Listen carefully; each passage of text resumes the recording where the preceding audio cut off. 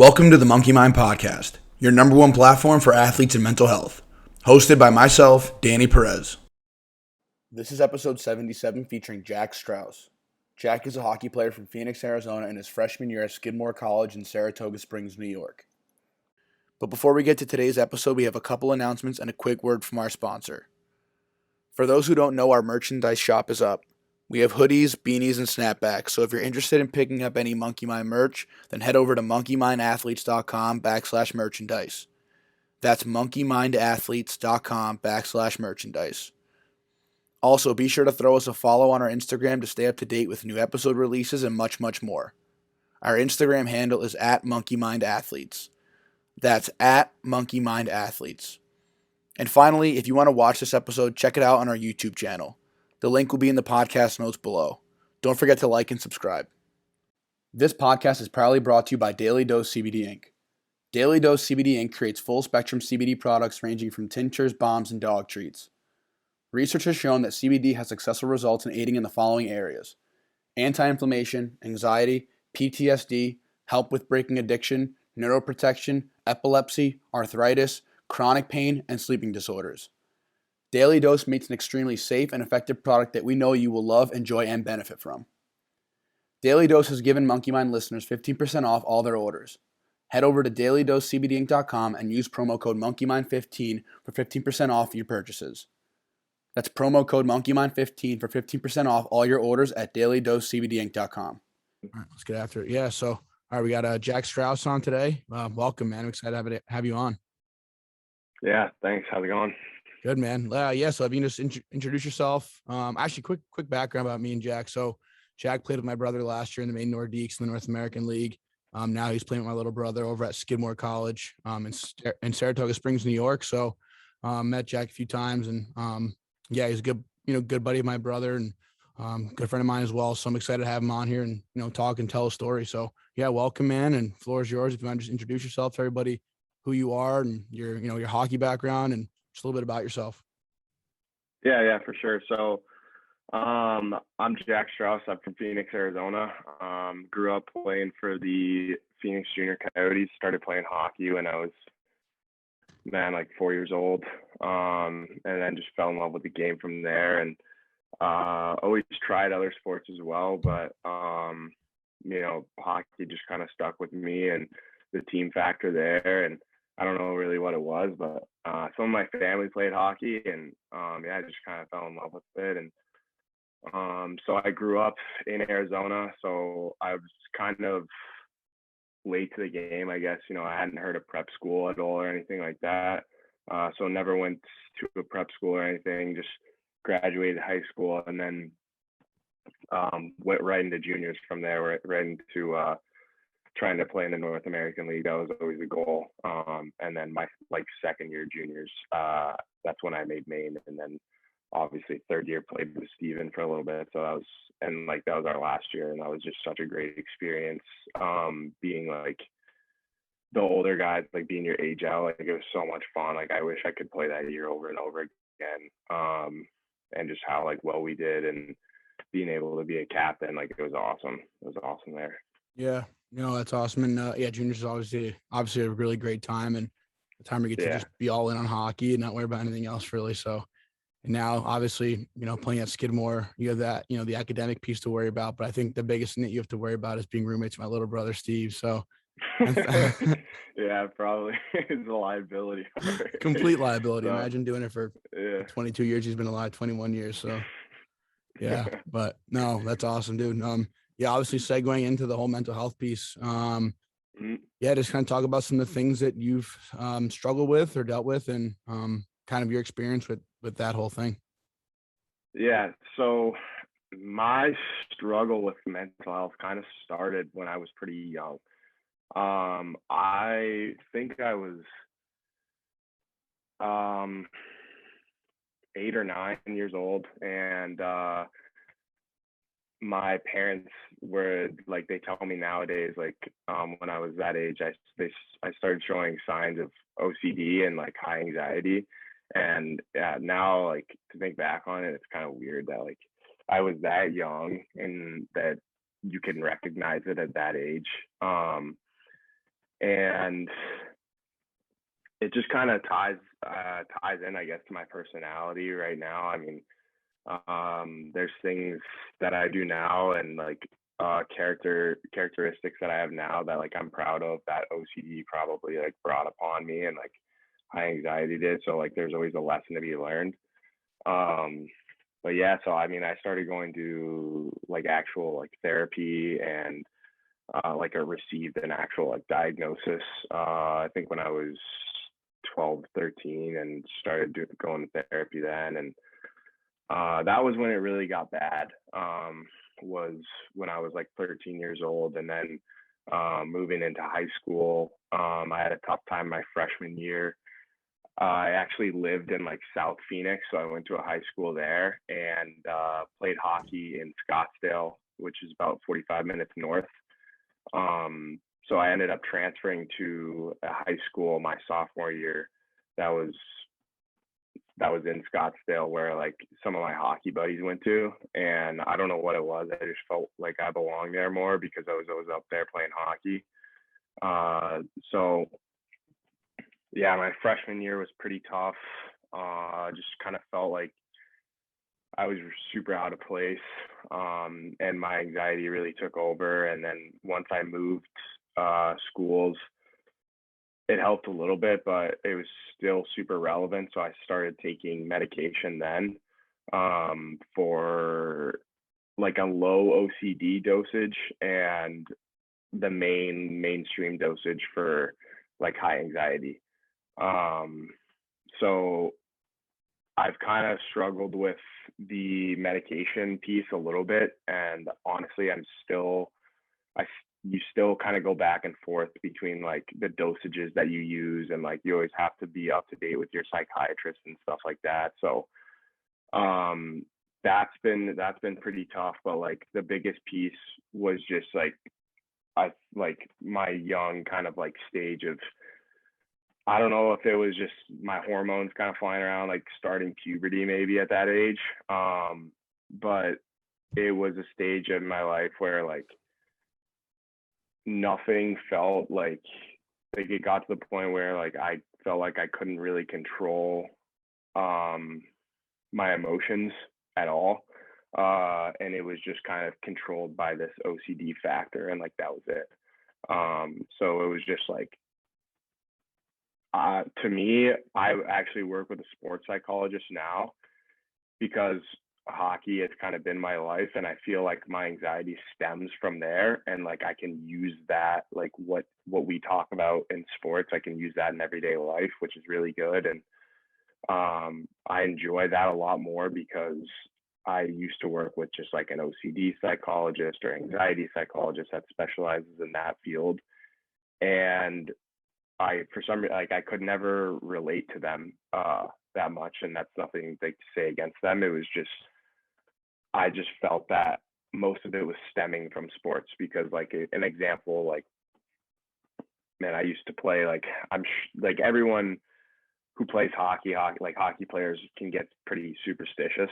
So like one of the toughest things for me was identifying superstitions and like identifying factors that were OCD.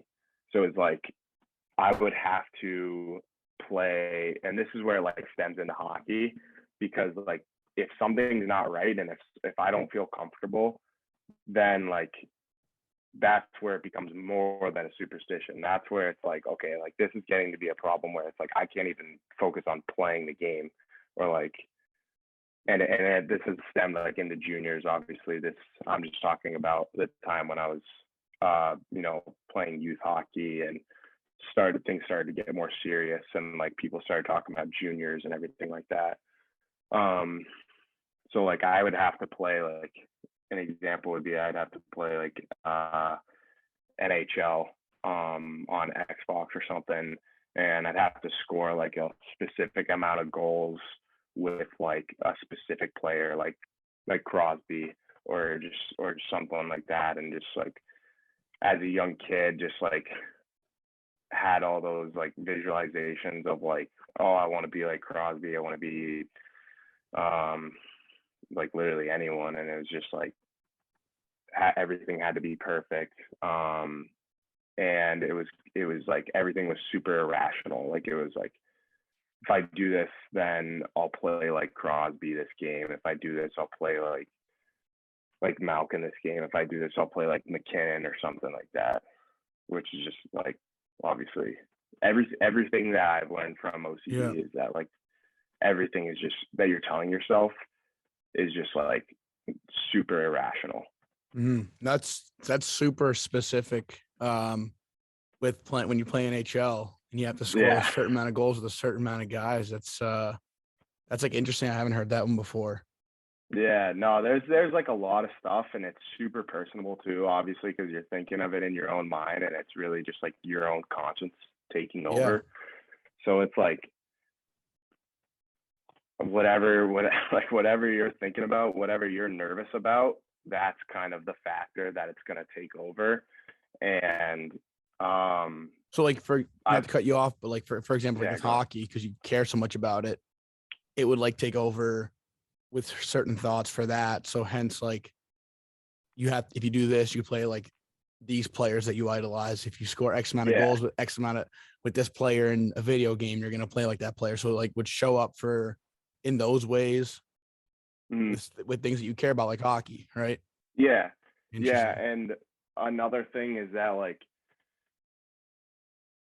obviously that's kind of like a pregame thing that I would do, which like I said, everyone has their pregame stuff, and like some of the stuff I still do to this day, and I just hasn't gone away, and I've had it since I was 13 years old, and that now I can consider those a superstition because I've been able to learn and like discriminate the two, kind of like point out which one is which, so that I know in my mind. And now I'm like, you can consider me immature or whatever, but now I know that like I'm mature enough to realize the difference between the two. So like that's the difference now, and like me back then when I wasn't as developed, it just kind of was getting out of hand. Like it would be, I could be here all day and talk about like the stuff that I did and some of the stuff that I still do, like back then, using like a certain type of body wash, getting ready in the morning a certain type of way, going to bed a certain type of way. I mean, it got so far as like saying like if you're religious, like praying like and saying the same exact prayer, like the same words, and not changing it up, and like thinking that that's how you'll like have the connection with God, but like that's not authentic whatsoever. Like that's just you, like it's becoming like your brain is just becoming like a computer essentially. So yeah, I mean, some of the stuff was just like crazy, and like I don't really talk about it that often, because it's just like I'm not just gonna bring that up in like a conversation.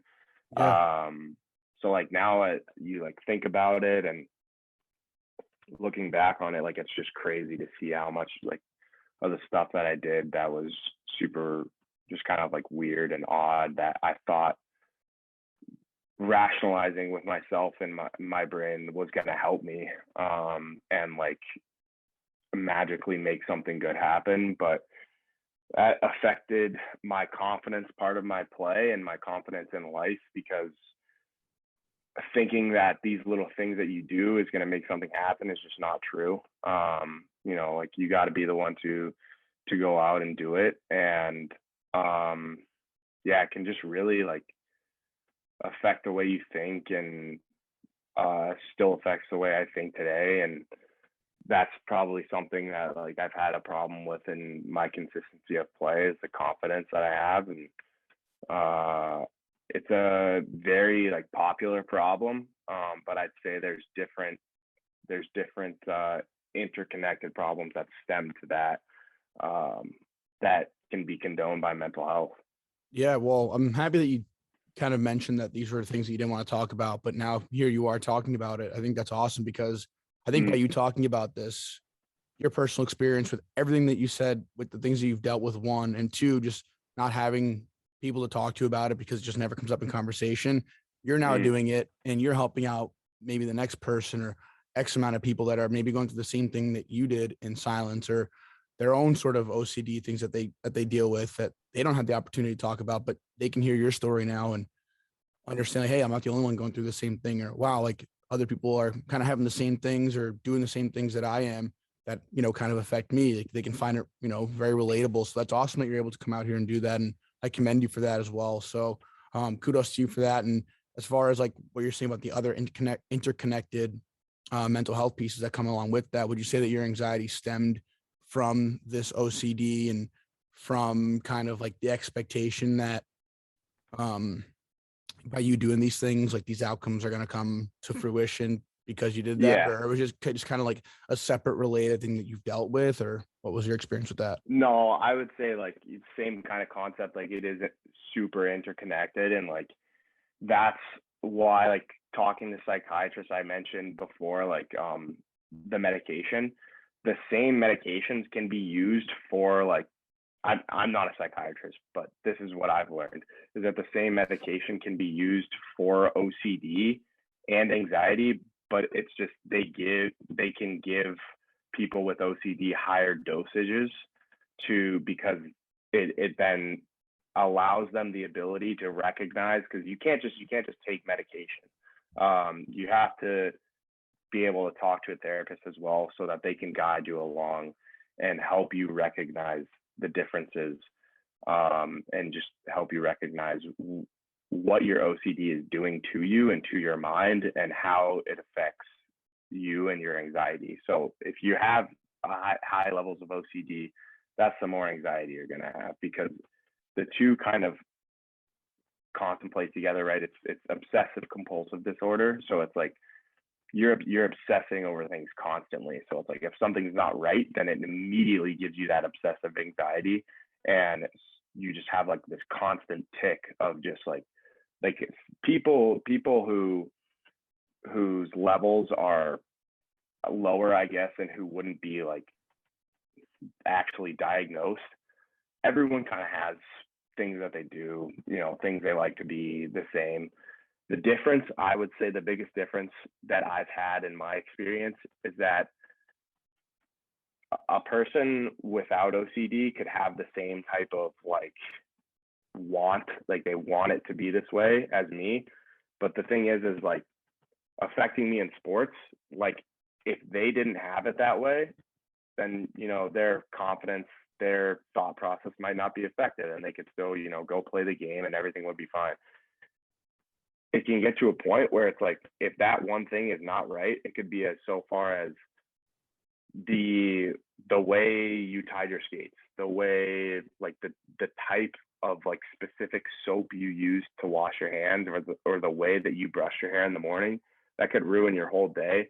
And that's how like people can call that, like, I guess I would call it like mentally weak, because I don't want to give that notion to people who have like OCD or anything. But to me, like, that's where I was mentally weak, or that's where my weakness was.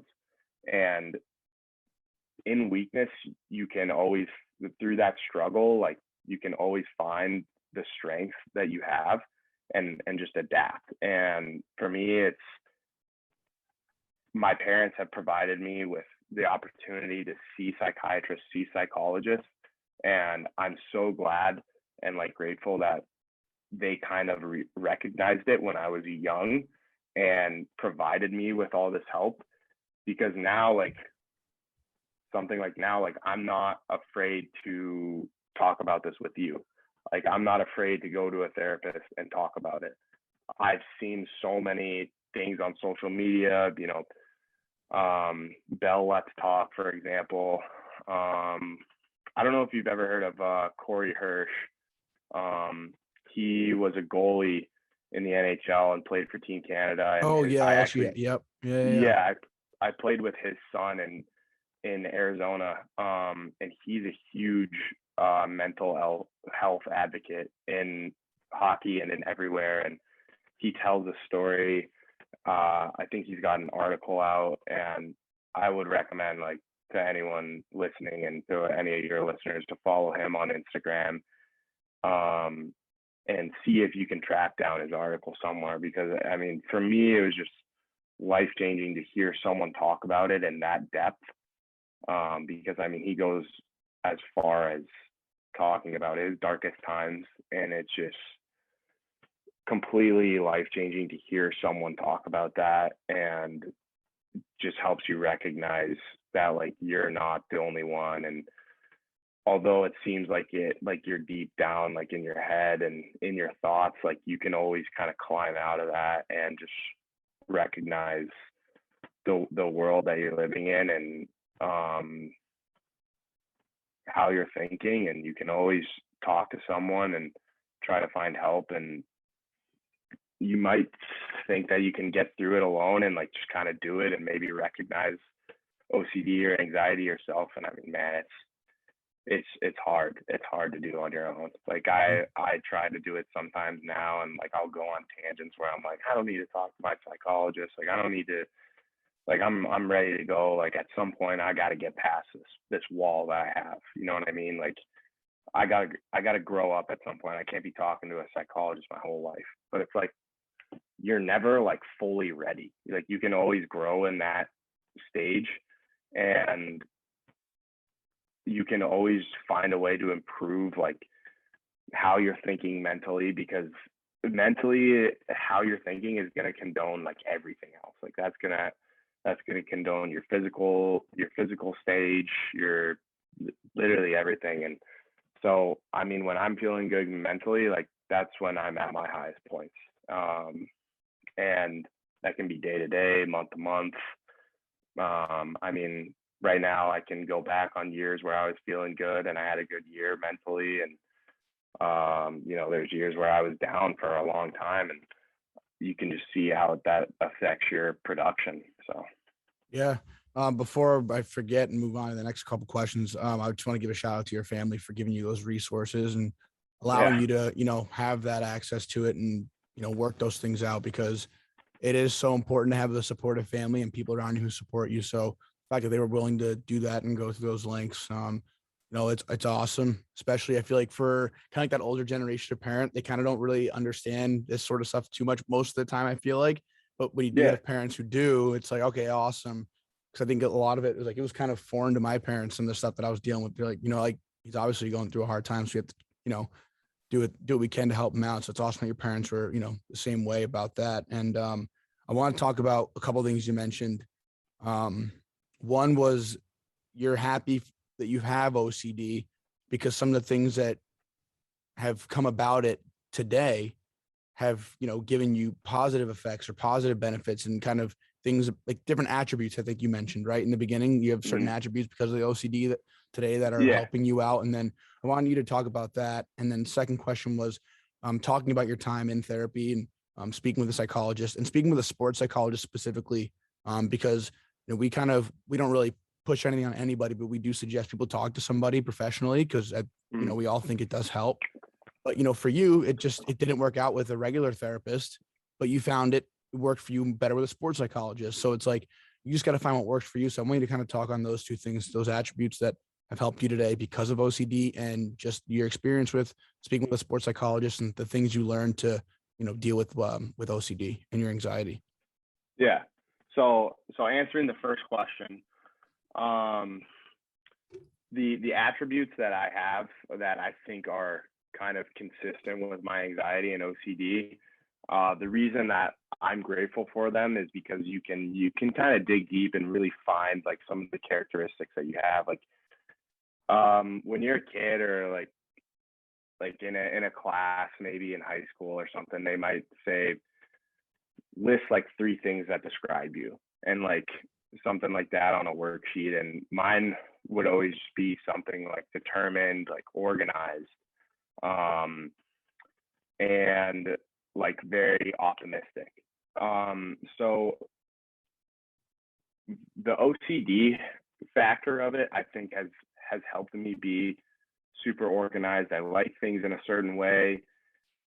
And in controlling that now, after speaking with so many people and really learning about it, and and whatnot. Like now I can control that factor of it and just be like, hey, like, listen, you like it that way, but it's okay. It's okay. Like if it's not going to be that way, that's just the way you like it. That's just the way you want things to be. And that's how we're going to be organized. And you kind of like, now I can kind of give myself that like mental pep talk and just kind of settle myself down. Whereas in the past, you know, maybe I wouldn't have been able to, and it kind of would have been like a snowball effect, like just piles onto other things until eventually you basically like, eventually that point is a panic attack. And that's you know, when you just freak out because of so many things that are going on and you feel like you can't control anything anymore. And you know, I've had plenty of those, like more than I can even count.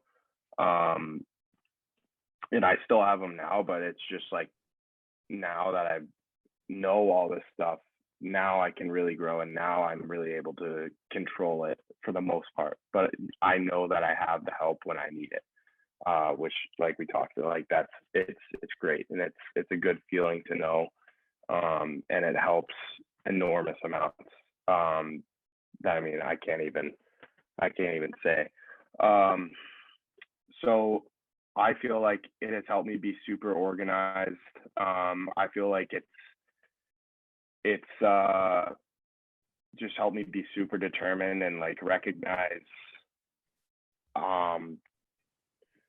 just kind of like I just feel like my brain's always moving type of thing. It's hard to explain, but yeah, I just feel like my brain's always moving, and like the clock's always ticking there. And so I feel, now that I can control it, like I said, I feel really good about that. And then lastly, like the OCD component of it, like it makes you think about a lot of things. Like you said, you mentioned coming to fruition. And like, I really like that. And I've heard that a lot before through therapists.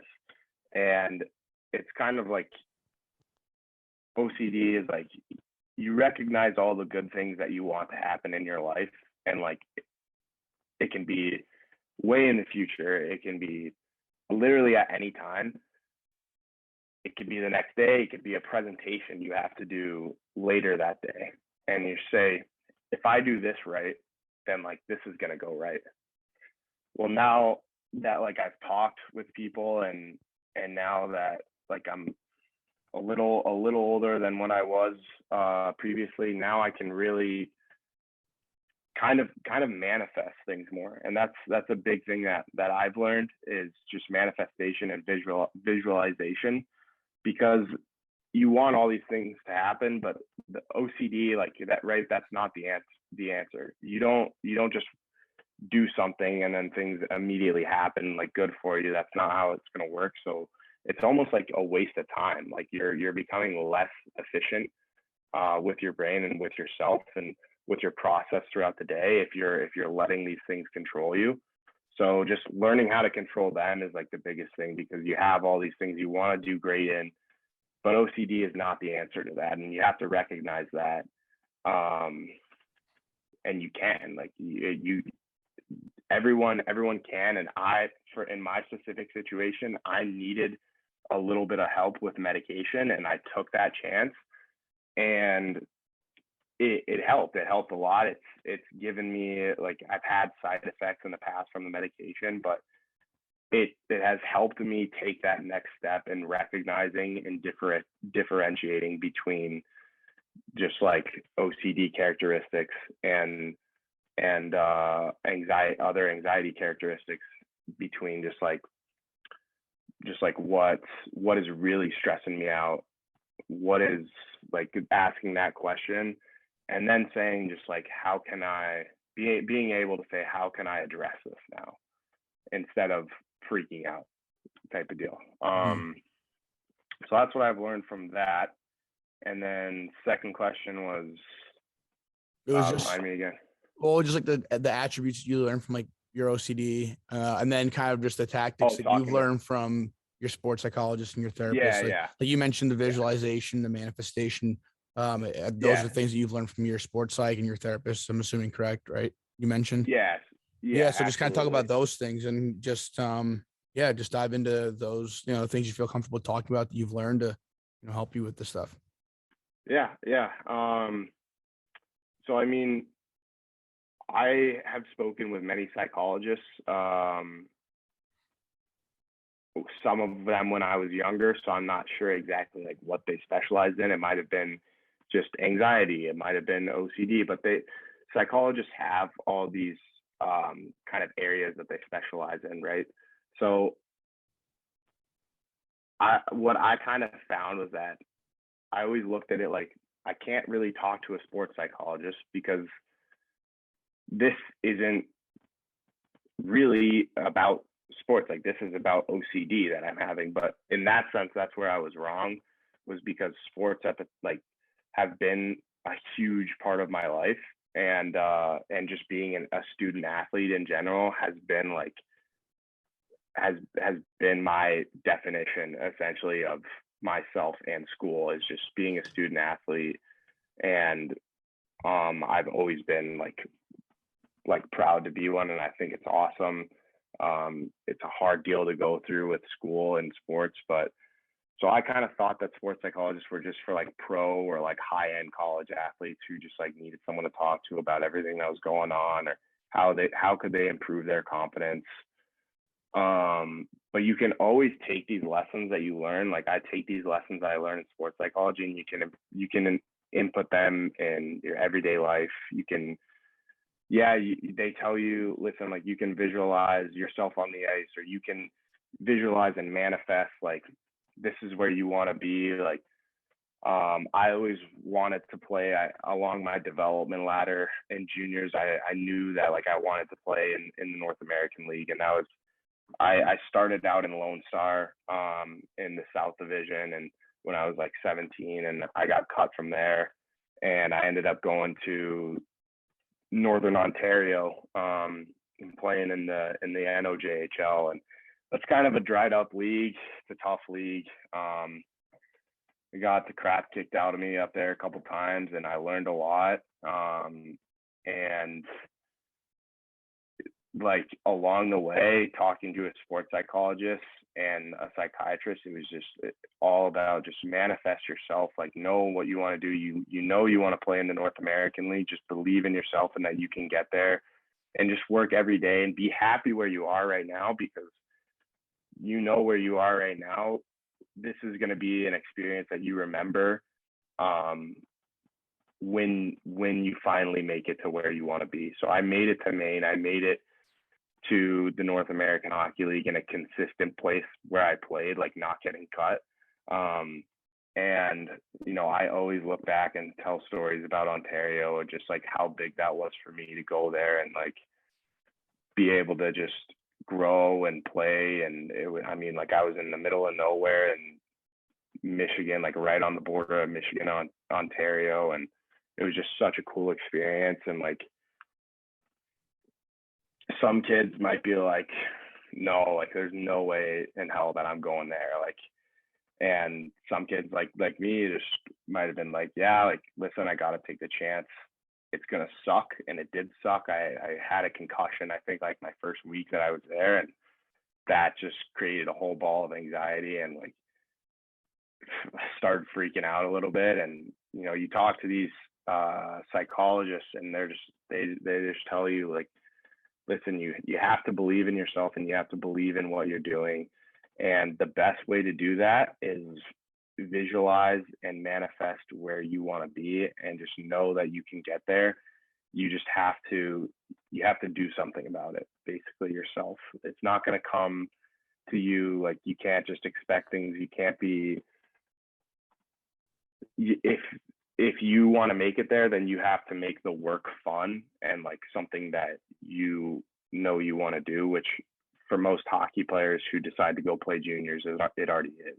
Like anyone who decides to just take years off from school and kind of go a different way, you have to know like what you want to do, and there's always a goal there. So I'd say to just like fellow hockey players, like point to a place where you want to be, or point to a place in your sport where you want to be, and mark that down and kind of plan out how you're going to get there. It might take you a while. You might have to go through different leagues to get there. You might have to go through different stages, different teams, but people have already done it before, essentially. So it's like, you know that what you want to do. So let's take this path. Let's put in the work to get there. Let's visualize this. And you just have to know that you can do it, and that's it. Yeah, man, that's sound advice. I love that. And I love the advice that you were given too about, just, I know that's not where you want to be right now, but enjoy this time because you're going to look back and reflect on it and be happy that you were here. Cause I'm sure you can relate to it. Like, well, you just said you did, but I mean, like a lot of people can relate to that, is that there are places that you are at certain points in life that while you're in it, they may be pretty brutal, but when you look back and reflect, you do enjoy that time. You're happy you went through that because it does shape kind of the future. And I love what you said about, sticking with, having those, the markers that this is where you want to be, and that, just keep working toward it and working toward how you're going to get there, and understanding that, it might take a couple different leagues. It might take a different path than the average person. So everything you just said was spot on and pretty fantastic advice. So, yeah, I mean, kind of just how I like to end it. I don't want to take up too much of your time, but just kind of one last piece of advice, or something that you would have liked your younger self to know, or someone who's going through the same things as you as far as the whole mental health aspect goes, whether they're dealing with the same things, or just something that you'd want your younger self or the next person to know. Oh man, if we compare it to my younger self, that's pretty good. I like that. That makes it a lot easier to, that makes it a lot easier to kind of like, because people will say like, give advice to other people that might be going through it. Well, it's just like, okay, I gotta think kind of the situation. I mean, it's all situational, but just go your younger self then, because there may be somebody who's like going through the same thing that you have. You know what I mean? And it's pretty relatable now. But what I would say is just like, you got the world at your fingers. You got a long ways to go. And this is me saying this at 21, so I'm not even like close to there yet, I guess you could call it. But like you got a long way to go. Use your resources, take your time. Don't be afraid. Don't be afraid to speak out. Don't be afraid to do something different. Don't be afraid to be a different type of person. If that's what it takes for you to get to where you want to go, or for you to find like where you want to be happy. And just kind of like, don't do it for ego reasons. Like, don't do it for other people. Do it for yourself and finding your happiness. If someone else doesn't like it, then maybe they're not the best to be around, or something like that, because they might be affecting you and your mental health. It's just kind of like, find good people that you want to be around, and also help them become better along with you. Yeah, that's awesome, man. That's a great piece to end it on. So again, I just want to thank you for coming on and being vulnerable, taking time out of your day to talk to me, and use this platform to talk about your story. So I know it's going to help out a lot of people who might be going through the same thing and can relate. So I appreciate it. It was great chatting with you. Yeah, it was awesome.